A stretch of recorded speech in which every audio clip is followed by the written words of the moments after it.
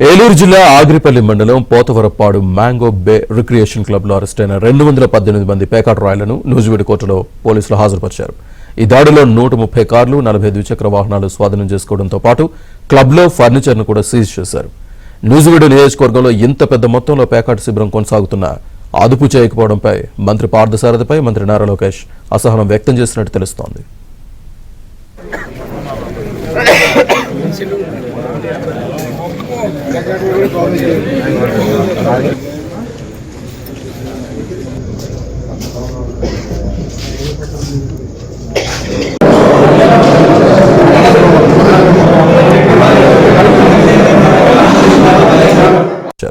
ఈ దాడిలో 130 కార్లు, 40 ద్విచక్ర వాహనాలు స్వాధీనం చేసుకోవడంతో పాటు క్లబ్లో ఫర్నిచర్ను కూడా సీజ్ చేశారు.